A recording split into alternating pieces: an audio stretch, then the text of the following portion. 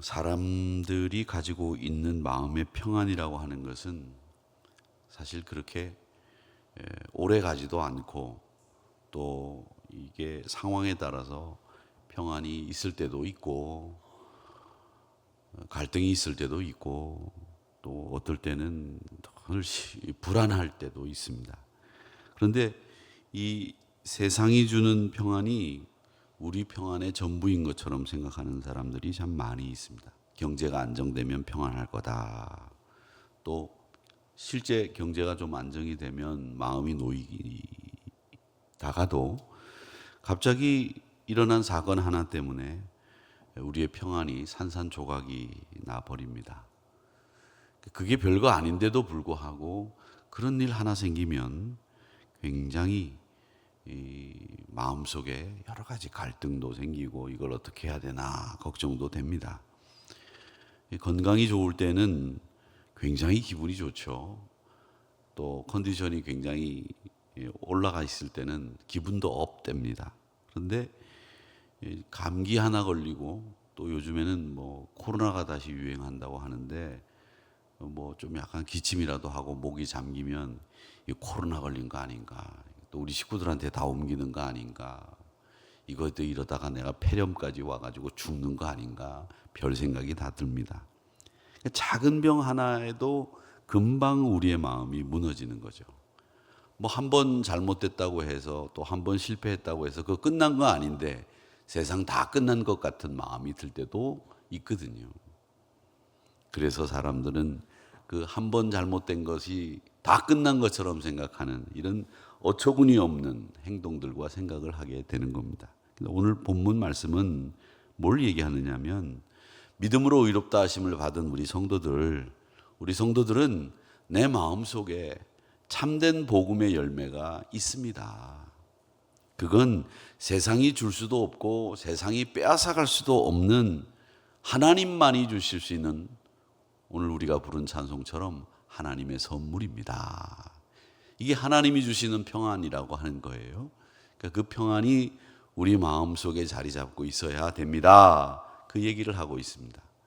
우리 그리스도인들의 얼굴이 왜 밝고 예수 믿는 사람 다워질까요? 이유는 하나입니다. 하나님이 주시는 평안이 내 마음속에 자리 잡고 있기 때문에 우리 얼굴이 평안함으로 차는 거예요. 오늘 아침에 여러분들 얼굴을 다 뵈니까 다 평안하세요.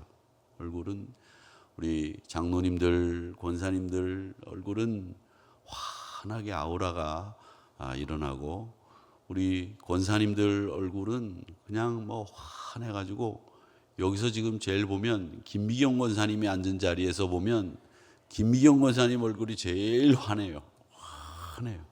진짜로 환해요. 한번 서보세요. 나중에 권사님 그 앉은 자리에.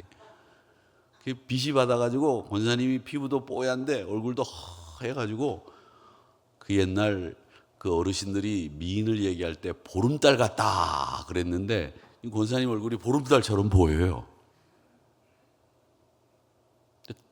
김미경 권사님을 말씀드려서 죄송합니다만 다른 분들도 역시 똑같이 그렇게 환하고 좋습니다. 이유는 뭐냐? 이 이유는 하나입니다. 하나님이 주신 선물, 평안, 그게 여러분의 마음속에 있기 때문에, 우리의 마음이 평안을 누리고 있기 때문에 얼굴도 또 이렇게 환한 얼굴을 하게 되는 겁니다. 오늘 이 말씀을 통해서 우리가 누려야 되는 세 가지 복음의 능력을 우리가 누려야 되겠는데, 하나님이 주시는 화평, 1절부터 4절까지의 말씀은 그겁니다. 복음의 열매로 우리 마음속에 자리 잡은 가장 첫 번째 하나님의 선물은 뭐냐? 하나님과 화평입니다. 화평. 1절 말씀해 보니까 우리가 믿음으로 의롭다 하심을 받았으니 우리 주 예수 그리스도로 말미암아 하나님과 화평을 누리자. 이 화평이라고 하는 말은 신약 성경이 쓰여진 그리스 말로는 에이레네라고 합니다. 이 에이레네라고 하는 것은 내 마음의 감정이 고요하게, 잔잔하게 있는 게 아닙니다. 이 잔잔하다는 말은 굉장히 참 의미 있다, 이런 생각을 하는데, 이 마음이 단지 고요한 감정이 아니고요, 원수됐던 하나님과 화해를 통해서 온전한 관계에 들어가는 것, 그게 에이레네입니다. 여러분, 이 바다가 잔잔하다라고 하는 것하고 바다가 잔잔하지 않다라고 하는 걸 이번에 제가 이 백령도 유교단을 방문하면서 너무 실감나게 경험을 했습니다. 제가 평생 이 자동차 멀미나 배멀미나 비행기 멀미를 안 하는 사람입니다. 백령도를 우리 강남지방 목사님들과 유교단과 그 교회를 방문하기 위해서 이제 출발을 하는데, 그 인도하시는 목사님이 목사님 멀미약을 드셔야 되겠습니다, 그렇게 얘기를 했어요. 제가 그 인천 연안부두에서 백령도 가는 배를 타기 전에 큰 소리를 빵빵 쳤습니다. 무슨 소리냐, 내가 평생 멀미약도 안 먹고 멀미를 해본 적도 없고 내가 이래봬도 말이야 멀미는 안 해, 걱정하지 마. 이제. 그래도 먹으시죠. 옆에 서서 계속 그렇게 권유를 하더라고요. 그래서 에이, 내가 먹는 거 좋아하니까 먹지, 내가 멀미약 안 먹는다. 그런데 먹는 거 좋아하니까 먹는다, 알았지? 그리고 멀미약을 먹었습니다. 배가 출발해서 멀미약을 넣고 나니까 1시간 정도 이렇게 잘 잤습니다. 일어나니까 4시 반에 도착을 해야 되는데 한 2시쯤 됐나요? 이제 외해로 빠져서 이제 막 파도가 술렁거리는 그곳을 향해서 막 올라가는데, 마주쳐오는 파도가 얼마나 센지 말이죠. 이 배가 롤러코스터를 탄 것 같아요. 쫙 올라가다가 툭 떨어지고 쫙 올라가다가 툭 떨어지고. 그런데 벌써 다른 목사님들은 누워 있어요. 근데 그 목사님들 얘기가 뭐라고 그러냐면, 이 멀미라고 하는 것은 이 배가 흔들릴 때 우리 몸이 균형을 잡으려고 애를 쓰는 가운데 일어나는 현상이 멀미래요. 그러니까 이 균형을 잡으려고 하지 말고 배에다 몸을 맡기면 멀미가 절대 일어나지 않는다는 겁니다. 그리고 빈속에서는 멀미를 한다. 그러니까 누우면 멀미가 멈춥니다. 그래서 제가 일어나 보니까 이 난리가 아닌 거예요.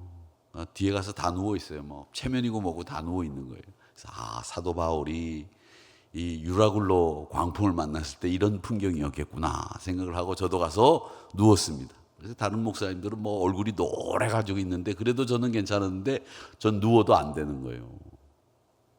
그래서 내가 지금까지도 한 번도 멀미를 안 했는데 여기서 하면 이 위신이 문제가 아니, 끝까지 안 하겠다 내가 말이지. 그래가지고 생각을 해서 일어나서 기둥을 붙잡았어요. 그래, 배하고 같이 움직이자.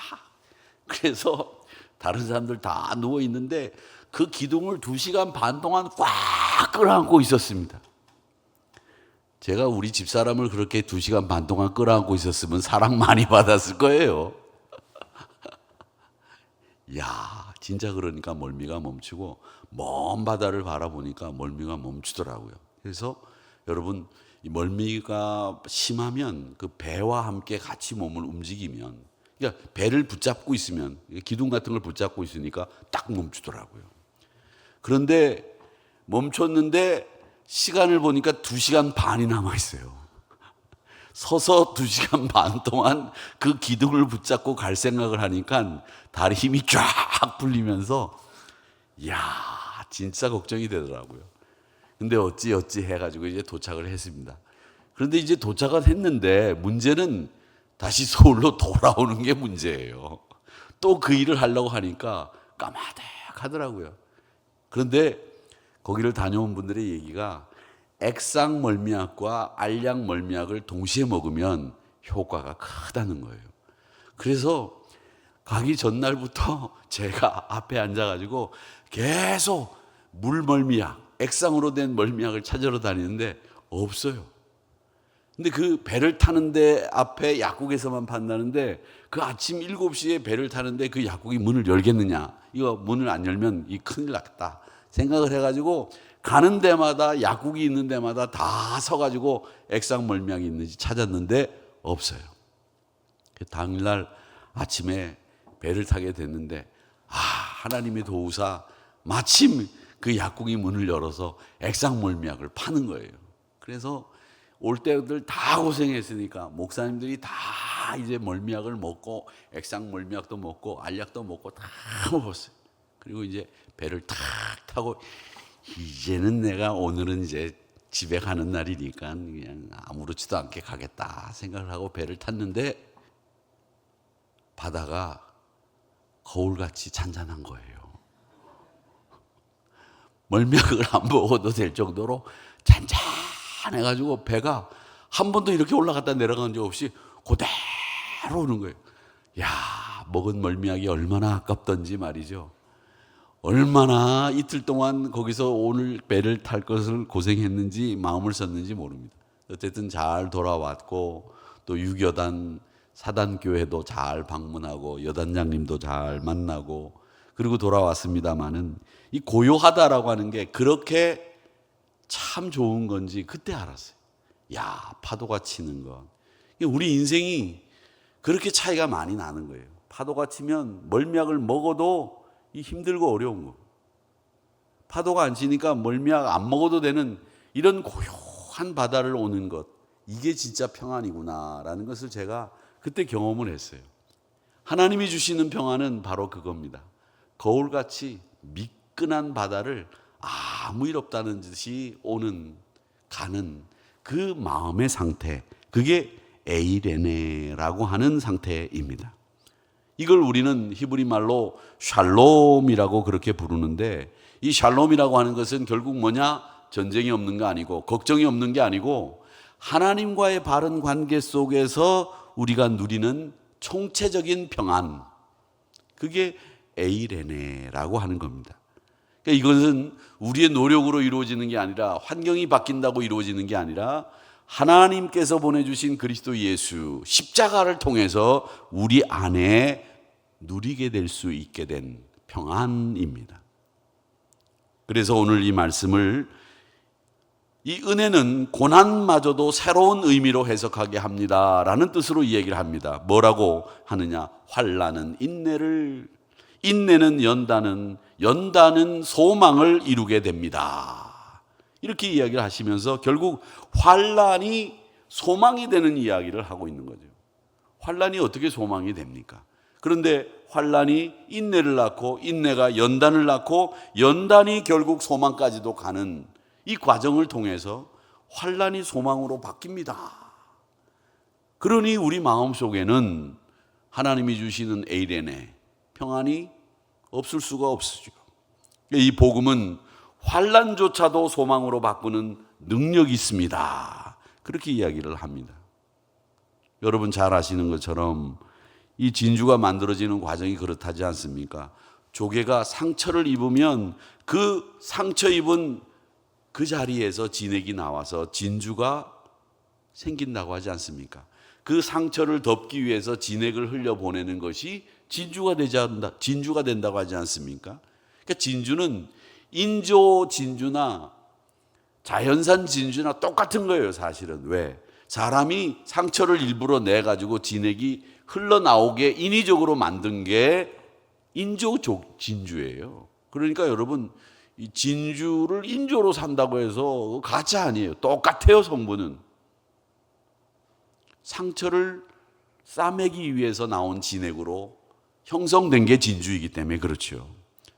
믿음의 사람도 마찬가지입니다. 고난 속에서도 소망의 진주를 빚어낼 줄 아는 사람, 복음이 환난을 소망으로 만드는, 환난이 인내를, 인내는 연단을, 연단은 소망을 만드는 이런 과정 속에서 복음의 능력이 우리 안에 있다. 그래서 여러분은 에이레네 평화를 누리고 있는 겁니다.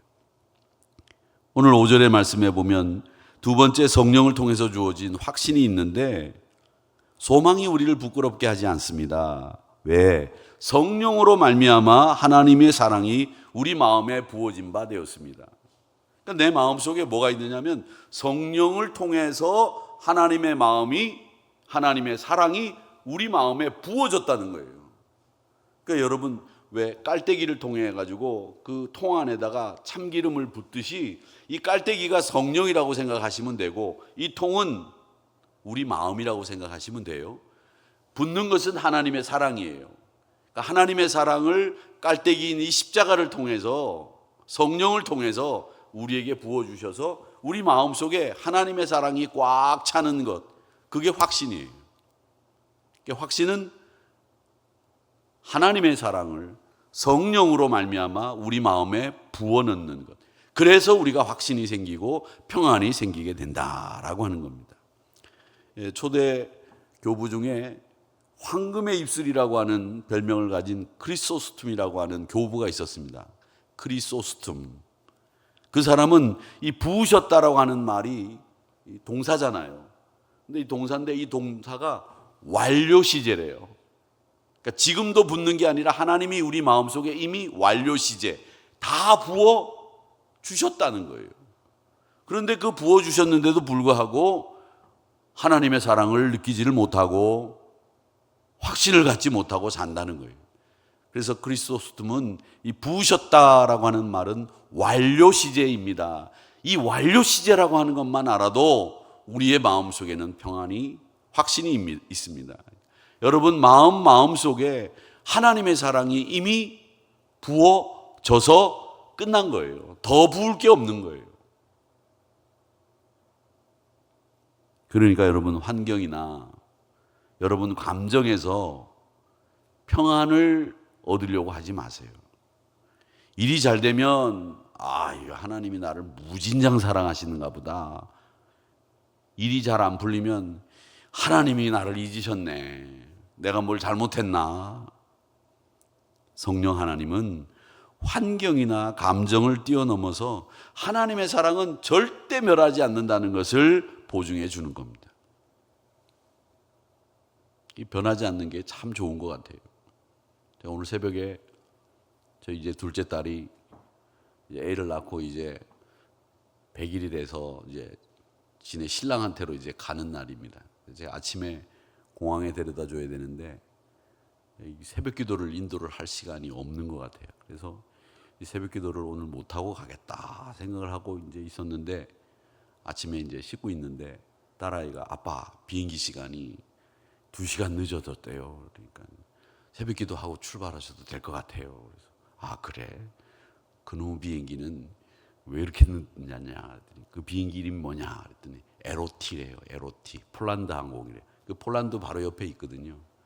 근데 이 에로티라고 하는 폴란드 항공사의 별명이 뭐냐면 레이트, 늦든가, 오가, T는 뭐냐, 투모로우. 이 비행기가 늦든가 내일 오든가 그런 비행기래요. 에로티. 우리 윤승하 장로님이 여기 계시지만 남미에 가면 남미 브라질 항공사의 비행사 이름이 뭐냐면 골이라고 하는 비행사 이름이 있습니다. 골. 그 비행기가 세계에서 제일 많이 비행기 사고가 나는 비행기래요. 왜? 그 비행기 이름이 골이라서 탔다 그러면 골로 간대요. 그런 비행사도 있습니다.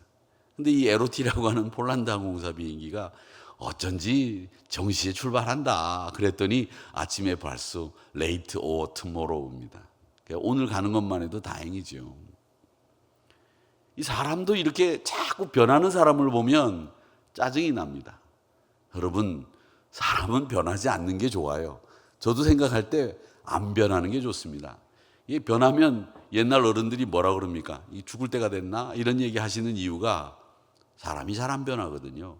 그리고 변하는 사람들은 그리 오래 못 가고 사귀어서는 안 되는 사람이라고 생각합니다.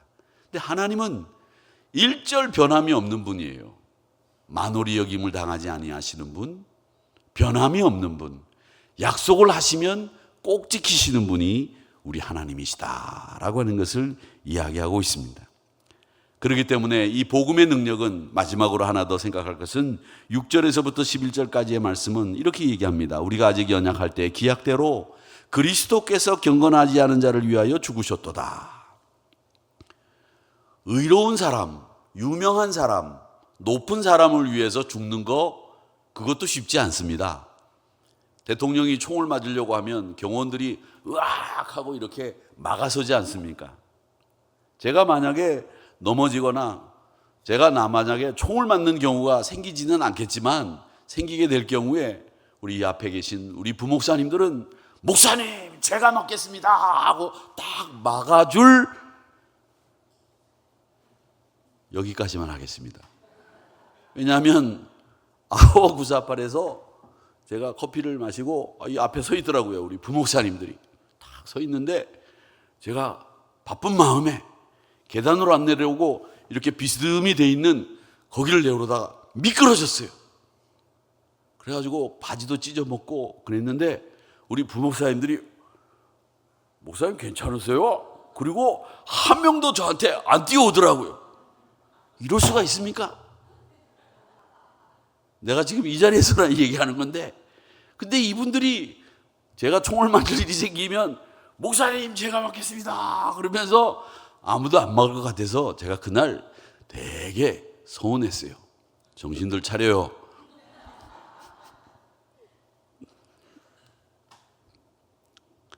의인을 위해서, 높은 사람을 위해서 간혹 그렇게 대신 총을 맞고 칼을 맞고 죽기도 하죠.